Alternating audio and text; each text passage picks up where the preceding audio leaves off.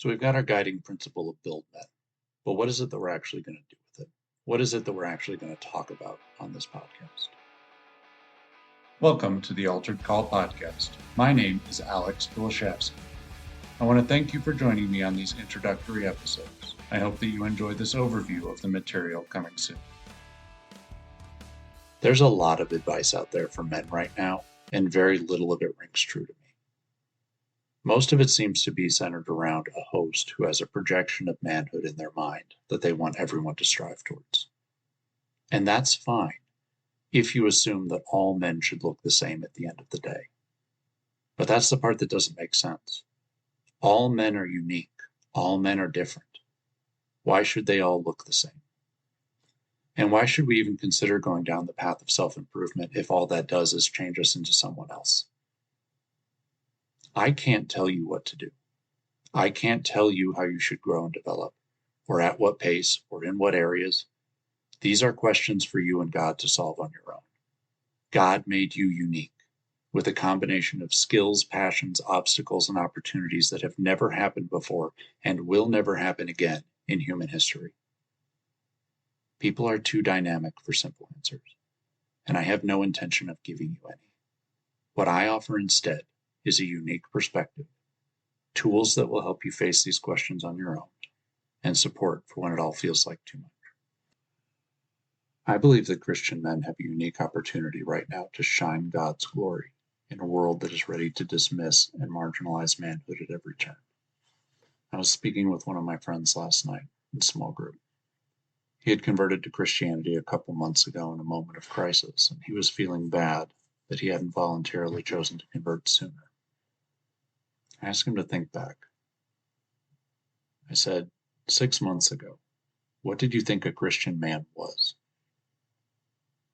After pausing for a minute, he said, I don't know, somebody that goes to church.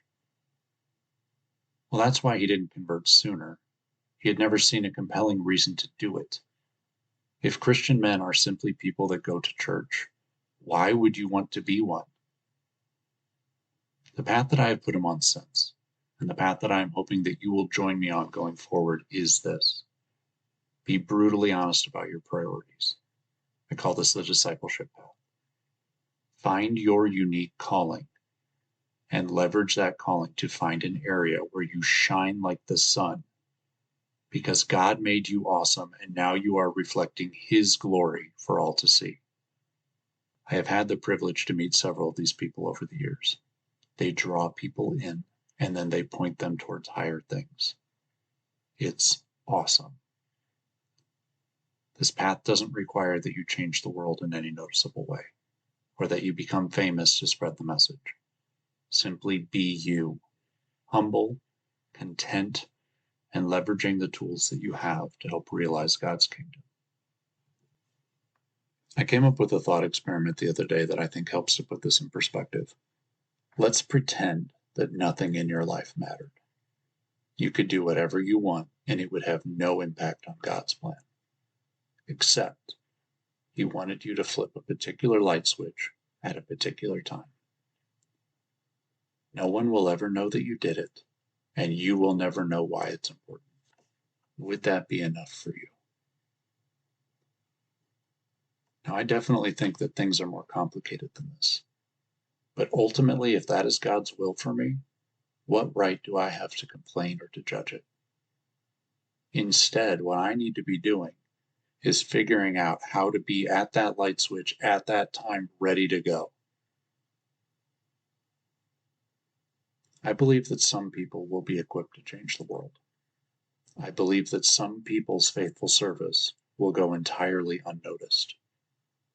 And I believe that in the wake of a perfect God, both of those people bear the same importance. Seek to faithfully steward what you have been given, and let God sort out the rest. Thank you so much for listening to this episode of the Altered Call podcast. I would love to hear from you. Please leave a review or find links to what I'm doing in the show notes.